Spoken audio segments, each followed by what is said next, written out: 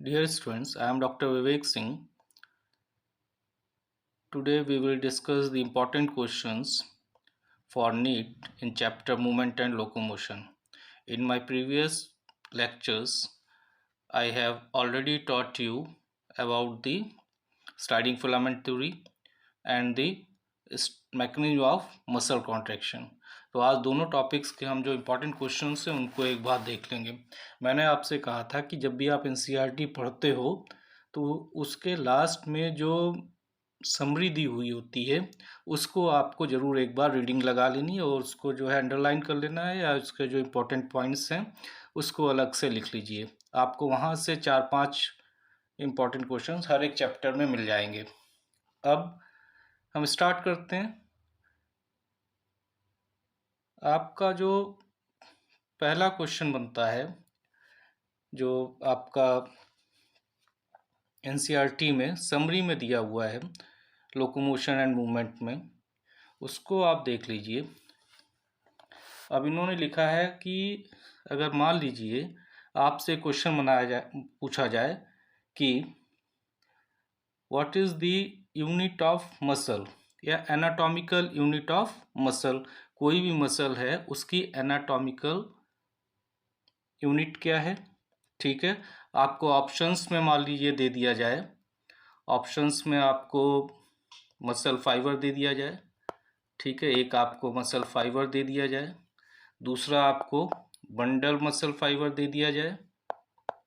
ठीक है, या आपको सार्कोमियर दे दिया जाए। ठीक है, सार्कोमियर, या आपको ए बैंड आई बैंड, इस तरह से ऑप्शन बना के दिया जाए तो साफ साफ लिखा हुआ है आपकी एनसीईआरटी में muscle fibre is the anatomical unit of muscle. ठीक है, इसको अच्छी तरह समझ लीजिए, इंपॉर्टेंट क्वेश्चन है ये।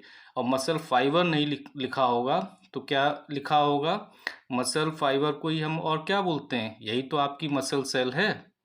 ठीक है, ये आपको इसी को हम मसल सेल कहते हैं। ठीक है, मसल फाइबर और मसल सेल क्या है, ये एक ही चीज़ है, याद रखिएगा। ठीक है, जैसे हमने कहा था अगर हम स्किन हटाएंगे तो हमको क्या मिलेगा, फेशिया मिलता है। ठीक है, फाइब्रस कनेक्टिव टिश्यू। उसके बाद हमें क्या मिल रहा था, मसल मिल रही थी, उसके ऊपर कवरिंग इपीमाइसियम मिल रही थी। ठीक है, अब उसके अंदर हमें बहुत सारे जो है बंडल मसल फाइबर मिल रहे थे, उसमें से हमने क्या किया था, एक मसल फाइबर निकाल लिया था। अब इस मसल फाइबर को ही हमने मसल सेल भी कहते हैं। ठीक है, इसी को हमने मसल सेल कहा था। अब जो है इस मसल सेल के अंदर भी आपको क्या कहा था हमने, इसके अंदर बहुत सारे क्या मिलेंगे, ये जो आपको मिलेंगे ये आपका एक मसल सेल है या मसल फाइबर है, इसके अंदर आपको मायोफाइब्रिल्स मिलेंगे और ये आपका जो स्ट्रक्चर दिया हुआ है ये आपका मसल फाइबर है। ठीक है, जब आपको एनाटॉमिकल यूनिट ऑफ मसल पूछी जाए तब आप कहोगे मसल फाइबर या मसल सेल, और जब आपको कंट्रेक्टाइल यूनिट या स्ट्रक्चरल यूनिट ऑफ मसल पूछा जाए तब आप क्या कहोगे, सार्कोमियर। ठीक है, दोनों में डिफरेंस है। Anatomical unit of muscle is muscle fibre, जिसको हम मसल सेल भी कह सकते हैं, and structural and contractile unit of muscle fibre is the sarcomere. ठीक है, दो जेड लाइंस के बीच में ये जो डिस्टेंस है ये किसका, ये इसका मसल सेल का या मसल फाइबर की कंट्रेक्टाइल यूनिट है, और पूरी मसल की एनाटॉमिकल यूनिट मसल फाइबर या मसल सेल है। आप पहले के लेक्चर्स मेरे देख लीजिएगा तो ये क्वेश्चन आपका क्लियर हो जाएगा। तो एक तो ये क्वेश्चन आपको दिया हुआ है। अब जो है दूसरा क्वेश्चन आपका क्या बनता है, आपको मैंने स्लाइडिंग फिलामेंट थ्योरी बताई थी, आपको ये आपका मायोसिन या ए बैंड आपको बताया था। ठीक है, ये आपको आई बैंड बताया था। अब इसमें क्या लिखा हुआ है आपकी एनसीईआरटी में कि each sarcomere has A band made of thick myosin filament. ठीक है, ये जो थिक मायोसिन फिलामेंट है ये आपका ए बैंड है। ठीक है, अब इसके बाद इसमें जो इम्पोर्टेंट चीज़ें अगर कुछ हम लोग नहीं ध्यान देते हैं कि पूछा जाए कि जो आपका सार्कोमियर है, ये जो आपका पूरा सार्कोमियर है, ठीक है, इसमें जो है आपका आई बैंड जो है, ठीक है, यहाँ पर जो आई बैंड है वो कैसा है। ठीक है, अब यहाँ पे देखिए आई बैंड जो है, एक तो एक्टिन के फिलामेंट ये आपको दिख रहे हैं, ठीक है, ये आपको एक्टिन के फिलामेंट दिख रहे हैं, इधर भी एक्टिन का फिलामेंट दिख रहा है, लेकिन इस तरफ भी तो होगा आपका, इस तरफ भी तो एक्टिन के फिलामेंट्स पड़े होंगे। तो जो क्वेश्चन में आपको देगा कि each sarcomere has in centre A band which is made up of myosin filaments और 2 हाफ आई बैंड्स, ठीक है, लिखा हुआ है आपके इसमें, अच्छी तरह देख लीजिएगा समरी में, ठीक है। 2 हाफ आई बैंड्स हैं, क्योंकि आपका यहाँ से यहाँ तो सार्कोमियर है, ठीक है। अब यहाँ पे मान ली दूसरी जेड लाइन है, यहाँ पे ए बैंड पड़ा हुआ है, यहाँ पे भी फिलामेंट लगे होंगे एक्टिन के, तो हाफ इधर से यूज हो रहा है एक सार्कोमियर बनाने में, और हाफ ये दूसरी जेड लाइन से इधर, इसलिए 2 हाफ आई बैंड्स। ये क्वेश्चन बहुत बार पूछा गया, बहुत बार हम लोग इसको जो है हम यही पढ़ते रहते हैं कि आई बैंड 2 जेड लाइंस के बीच का डिस्टेंस सार्कोमियर, तो हम सोचते हैं इधर का जो है, इधर का दोनों तरफ का पूरा जो है आई बैंड यूज होगा, नहीं, 2 हाफ आई बैंड्स और एक आपका सेंटर में ए बैंड होता है। तो इसको ध्यान रखिए कि अगर सार्कोमियर पूछा जाए तो एक सेंटर में ए बैंड, ठीक है, और साइड्स, एक साइड में आपका हाफ, एक साइड में हाफ, तो 2 हाफ आई बैंड्स सार्कोमियर को फॉर्म करते हैं, ठीक है।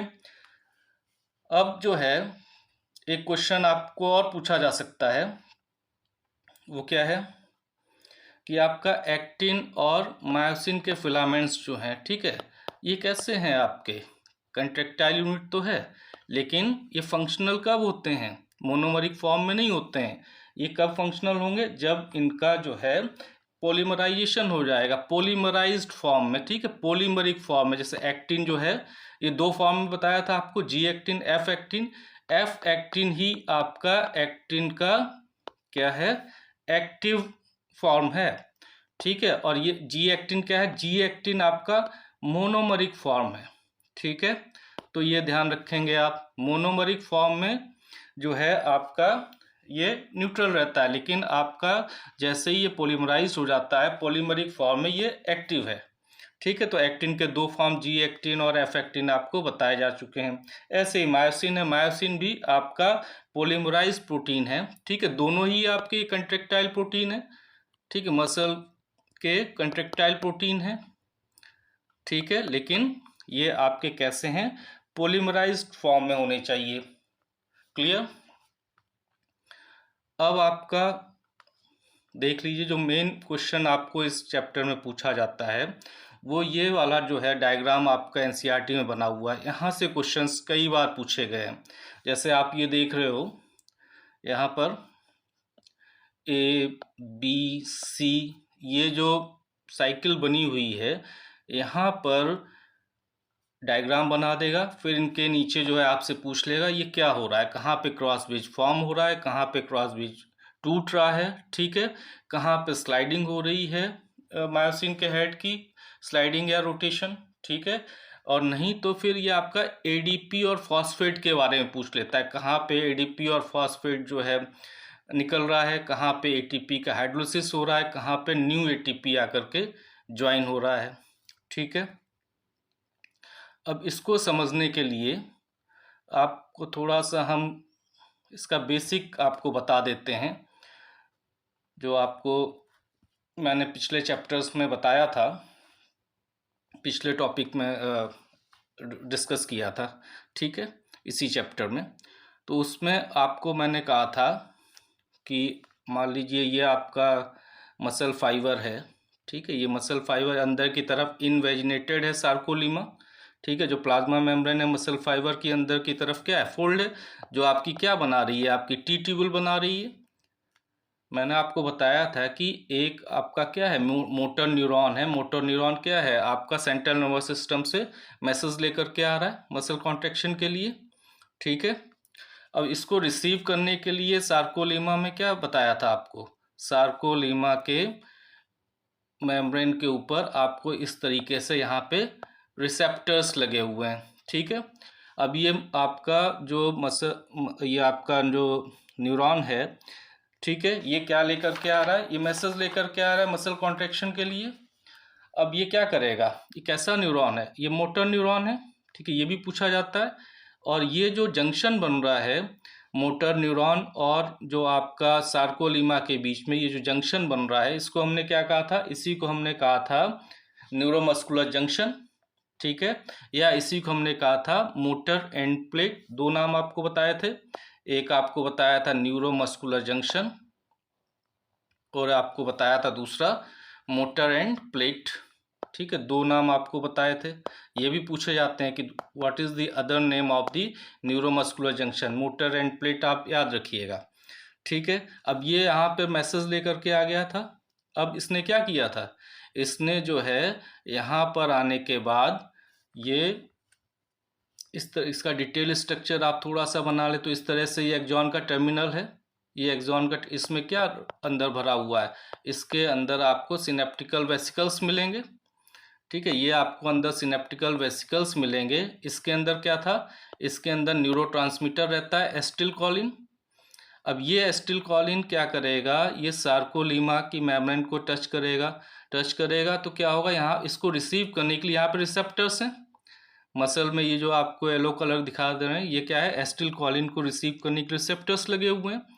जैसे ही ये इसके ऊपर अटैच होगा आगे रिसेप्टर्स के ऊपर, इसमें क्या होगा, सार्कोलीमा में जो आपके चैनल्स लगे हुए हैं, ठीक है, वो ओपन हो जाएंगे। कौन से चैनल्स, सोडियम के एंट्री के लिए चैनल्स। सोडियम क्या है, ये आपका एक्स्ट्रा सेलुलर फ्लूइड है, किसी भी आपका जो प्लाज्मा मेम्ब्रेन के बाहर जो फ्लूइड होता है उसको हम ईसीएफ बोलते हैं, ये अंदर आईसीएफ है। तो सोडियम जो है बाहर ईसीएफ में बहुत ज़्यादा एक्स्ट्रा सेलुलर फ्लूइड में, ये सोडियम अंदर आ जाएगा। ये सोडियम अंदर आकर के किसके पास जाएगा, ये आपका सार्कोप्लाज्मिक रेटिकुलम के पास जाएगा। अब ये सार्कोप्लाज्मिक रेटिकुलम है, यहाँ पर इसमें क्या स्टोर रहता है, इसमें आपका कैल्शियम स्टोर रहता था। ये सब मैं बहुत ही डिटेल में आपसे डिस्कस कर चुका हूँ अपने पहले लेक्चर्स में, उसको देख लीजिएगा। ये केवल उस क्वेश्चन को सॉल्व कराने के लिए जो डायग्राम है उसके लिए मैंने आपको समझाने के लिए दोबारा बता दिया है। अभी सार्कोप्लाज्मिक रेटिकुलम क्या करेगा, यहाँ से कैल्शियम रिलीज करेगा। अभी कैल्शियम रिलीज करेगा तो ये कहाँ पर जाएगा, आपको बताया था मैंने, ये इसी के अंदर क्या पड़े हुए हैं, सार्कोमियर पड़ा हुआ है, एक्टिन प्रोटीन इसी में तो पड़ी हुई है, एक्टिन प्रोटीन और मायोसिन प्रोटीन के फिलामेंट्स। ये जो फिलामेंट्स पड़े हुए हैं, ठीक है, ये मान लीजिए एक्टिन के फिलामेंट्स हैं, बीच में आपके क्या है, ये मायोसिन के फिलामेंट्स पड़े हुए हैं।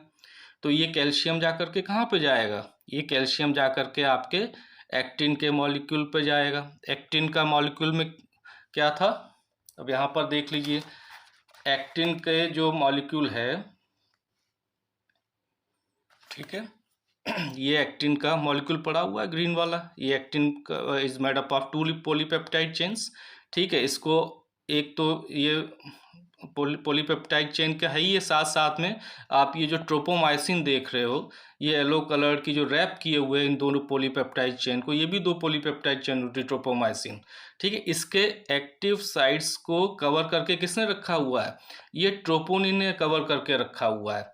ट्रोपोनिन के आप देख रहे होगे, ये वायलेट करके 3 आपको मॉलिक्यूल दिख रहे हैं, तो हमने आपको बताया था टीपीटी, ठीक है, वो ट्रोपोनिन का मॉलिक्यूल ग्लोबुलर प्रोटीन होता है, ये भी आपका एक्टिन के फिलामेंट में। तो ये जो है जो ट्रोपोनिन का मॉलिक्यूल ट्रोपोमाइसिन से अटैच रहता है उसको हम टीपीटी कहते हैं। एक आपको बताया था हमने टीपीसी, ठीक है।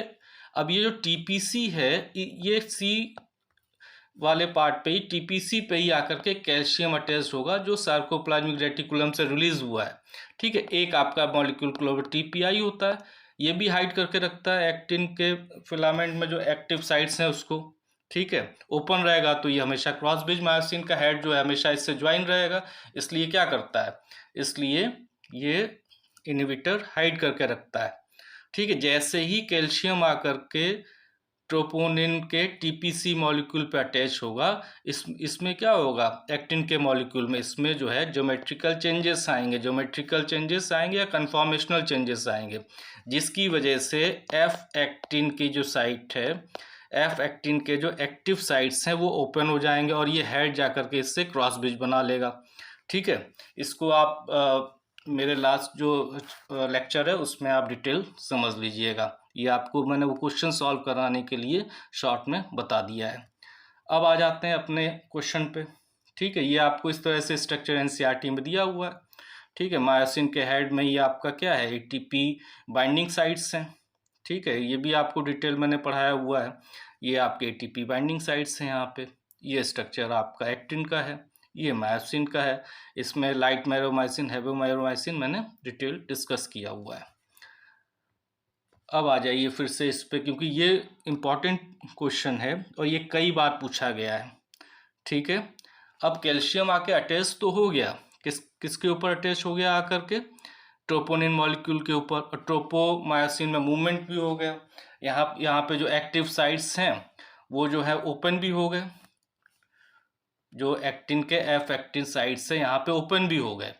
ठीक है, लेकिन अब क्या है, आपका मैंने कहा था स्लाइडिंग फिलामेंट थ्योरी में कि दो जेड लाइंस जो है वो पास पास आएंगे तो क्या होगा, ए बैंड के ऊपर आई बैंड क्या करेगा, स्लाइड करेगा। यही कहा एच.ई. एक्सली और एफ एक्सली ने और जेंसन ने कि स्लाइडिंग फिलामेंट थ्योरी में कि जो है I band will slide over the A band, या एक्टिन के फिलामेंट्स जो है मायोसिन के फिलामेंट्स के ऊपर स्लाइड करेंगे। स्लाइड तो करेंगे ही, साथ साथ क्या कहा था कि जो एक्टिन का जो फिलामेंट है वो मायोसिन की हेड के साथ क्या बनाएगा, क्रॉस ब्रिज बना देगा। ठीक है, लेकिन ये होगा कैसे, ये भी आपको मैंने डिस्कस किया था। अब ये डायग्राम में आपसे क्या पूछा जा सकता है, यहाँ पर क्या हो रहा है, यहाँ पर आप देख लीजिए, यहाँ पर एटीपी का हाइड्रोलिसिस हो रहा है। ठीक है, एटीपी टूट रहा है, एटीपी किस में टूट रहा है, एडीपी और फॉस्फेट में। ठीक है, मायोसिन का हेड है, यहाँ पे आपको अभी बताया मैंने कि मायोसिन के हेड में ही एटीपीएज एंजाइम प्रेजेंट है। वो क्या करेगा, इस एटीपी को तोड़ेगा, किस में तोड़ेगा, एडीपी और फॉस्फेट में। ठीक है, जिससे एनर्जी मिलेगी तो क्या होगा, ये आपका यहाँ पर आगे देख लीजिए, मायोसिन का हेड जो है ये क्या करेगा, ये स्ट्रक्चर कई बार पूछा गया, ये क्रॉस ब्रिज फॉर्मेशन यहाँ पे हो जाएगा। ठीक है, क्रॉस ब्रिज फॉर्मेशन हो गया यहाँ पर। ठीक, मायोसिन का हेड जो है एफ एक्टिन के एक्टिव साइट से जाकर के ज्वाइन हो गया। अब इसको आगे देख लीजिए, यहाँ पर क्या हो रहा है, आप हेड देख रहे होगे थोड़ा अंदर की तरफ रोटेट होगा। ये कब रोटेट होगा ये पूछा जाता है, जब जो है मायोसिन का हेड और ये क्रॉस ब्रिज से क्या होगा, एडीपी और फॉस्फेट निकल जाएगा। एडीपी और फॉस्फेट निकल करके जब बाहर चला जाएगा तब क्या होगा, ये जो मायोसिन का हेड है इस स्लाइड करेगा। ठीक है, स्लाइड करेगा या आपका रोटेट होगा। ठीक है, तो ये जो है यहाँ पे रोटेशन हो रहा है या स्लाइडिंग मूवमेंट हो रहा है, तो ये अंदर की तरफ आएगा। ठीक है, अंदर की तरफ आएगा, रोटेट होगा तो जो एक्टिन का मॉलिक्यूल है ये और अंदर की तरफ खिसक आएगा। ठीक है, दो जो जेड लाइंस थे यहाँ पे, ये जैसे आपका मायोसिन है और ये एक्टिन का, जो जैसे ये जेड लाइंस पास आएंगी, क्रॉस ब्रिज बन गया, तो एक्टिन के फिलामेंट्स को ये जो मायोसिन का हेड है और जो है अपनी तरफ अंदर की तरफ कहाँ पर, जो ए बैंड है उसके सेंटर की तरफ खींचेगा। ठीक है, इसी को हम बोलते हैं स्लाइडिंग या रोटेशन। ये कब हो रहा है, यही क्वेश्चन है। एडीपी और फॉस्फेट जब मायोसिन और एक्टिन के फिलामेंट में क्रॉस ब्रिज बनाया, वहां से जब रिलीज होगा तब आपका ये होगा। ठीक है, इसी को हम जो है कई बुक्स में आप पढ़ोगे, इसी को हम पावर स्ट्रोक कहते हैं। ठीक है, इसी को हम पावर स्ट्रोक भी कहते हैं। ठीक है, अब जो है आगे देख लीजिए, जैसे ये रोटेशन हो गया, अब क्या होगा, यहाँ पर आकर के एक नया एटीपी क्या होगा, मायोसिन के हेड के साथ ज्वाइन कर जाएगा। और जैसे ही ये मायोसिन के हेड के साथ एक नया एटीपी आके ज्वाइन होगा तब क्या होगा, तब ये क्रॉस ब्रिज ब्रेक हो जाएंगे। तो ये स्ट्रक्चर पूछता है कि आपका if a new ATP joins with the head of the myosin what will happen, तब क्या होगा आपका जो क्रॉस ब्रिज है, ठीक है, जो क्रॉस ब्रिज बना हुआ है, अब ये क्या होगा, ये टूट जाएगा। ठीक है, the breaking of cross bridge takes place. फिर से सुन लीजिए, when the new ATP get attached to the myosin head, the breaking of cross bridge take place. तो कौन कौन से क्वेश्चन आपके बन गए, एक तो ये वाला और ये वाला बहुत इंपॉर्टेंट है। स्लाइडिंग और रोटेशन कब होगा, when the cross bridge head of the this myosin filament and actin filament पे जो आपका क्रॉस ब्रिज बना है वहाँ से जब एडीपी और फॉस्फेट निकलेगा तब स्लाइडिंग या रोटेशन होगा, उसी को हम पावर स्ट्रोक कहेंगे। एक्टिन का फिलामेंट और अंदर की तरफ स्लाइड करेगा मायोसिन फिलामेंट के ऊपर, या आई बैंड जो है वो ए बैंड के ऊपर और अंदर की तरफ आ जाएगा। दूसरा, जब नया एटीपी आकर के मायोसिन के हेड से जुड़ेगा तब हम इसको कहते हैं कि क्या होगा, यहाँ पे ब्रेकिंग ऑफ क्रॉस ब्रिज होगा। ठीक है, ये आपका क्लियर है। यहाँ पे तो हाइड्रोलिसिस हो रहा है एटीपी का एडीपी और फॉस्फेट में। ठीक है, मायोसिन के हेड में आपको बता ही दिया कि एटीपीएज एंजाइम के बारे में पूछा जाए तो वो कहाँ पर प्रेजेंट है, तो वो आपके मायोसिन के हेड में प्रेजेंट है। और ये प्रोसेस कब तक चलता रहेगा इस तरीके से, जब तक कैल्शियम जो है, जब तक आपका जो कैल्शियम है वो आपका ट्रोपोनिन से अटैच्ड रहेगा। ठीक है, ट्रोपोनिन मॉलिक्यूल से अटैच्ड रहेगा। और कैल्शियम कहाँ से निकल के आया, सार्कोप्लाज्मिक रेटिकुलम से।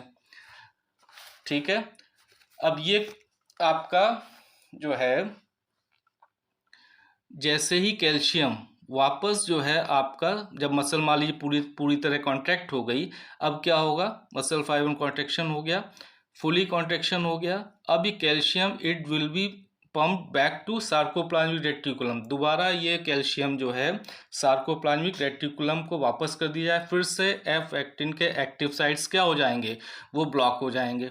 ठीक है, और जो है मसल क्या हो जाएगी, रिलैक्स हो जाएगी, क्योंकि मायोसिन का जो हेड है वो क्रॉस ब्रिज टूट जाएगा। ठीक है, और जब तक ओपन रहेगा ये प्रोसेस चलता रहेगा। इसलिए during the process of muscle relaxation calcium is pumped back to the sarcoplasmic reticulum. ठीक है, due to which the tropomyosin again covers the active sites of the actin molecule. ठीक है, इतना देख लीजिए और आप एनसीईआरटी पढ़ते रहिए। अभी मैं इस चैप्टर के कई बार आपको क्वेश्चंस करा दूंगा, कई बार रिवीजन करा दूंगा। तो आप फिर से मैं बोल रहा हूँ, जो आप समरी छोड़ देते हो लास्ट में उसको भी पढ़ लीजिए, क्योंकि उसमें भी बहुत इंपॉर्टेंट पॉइंट्स लिखे हुए हैं। फिर से आपको एक बार रिवाइंड करा दूँ। ठीक है, जो आपको इम्पॉर्टेंट क्वेश्चन जो आपको बन सकते हैं, एक आपका ये समरी में ही दिया हुआ है, 2 हाफ आई बैंड्स हैं सार्कोमियर में। ठीक है, फुल आई बैंड नहीं है, क्योंकि एक तरफ जो है आई बैंड आधा आता है, आधा जो है जेड लाइंस के इस तरफ रहता है। ठीक, इसलिए हम 2 half I band, A band पूरा रहेगा लेकिन जो है एक सार्कोमियर में हाफ आई बैंड रहेगा। फिर आपको क्या एक बताया था, एक आपको यहाँ पे क्वेश्चन बताया था कि आपका सार्कोमियर का तो कंट्रेक्टाइल यूनिट जो है, ठीक है, सार्कोमियर जो है मसल फाइबर का कंट्रेक्टाइल यूनिट है, लेकिन अगर पूछा जाए मसल की जो है एनाटॉमिकल यूनिट क्या है, तो किसी भी मसल की एनाटॉमिकल यूनिट मसल फाइबर या मसल सेल होती है। इसी के अंदर बहुत सारे मायोफाइब्रल्स होते हैं, ये सब आपको क्लियर कर दिया है। ठीक है, फिर से कुछ क्वेश्चंस इस चैप्टर के करा दूंगा, आप क्वेश्चन सॉल्व करके देख लीजिए। अगर लगता है कि ये चैप्टर मुझे दोबारा आपको समझाना है, जो पॉइंट्स आपको नहीं समझ में आए कमेंट में लिख दीजिए, मैं आपको दोबारा क्लियर कर दूंगा। लेकिन ये जो क्वेश्चंस करने से पहले, इससे पहले जो मैंने इस चैप्टर के 2 वीडियोस डाले हुए हैं, 2 लेक्चर्स हैं, उनको आप ज़रूर एक बार सुन लीजिए। ठीक है, थैंक यू।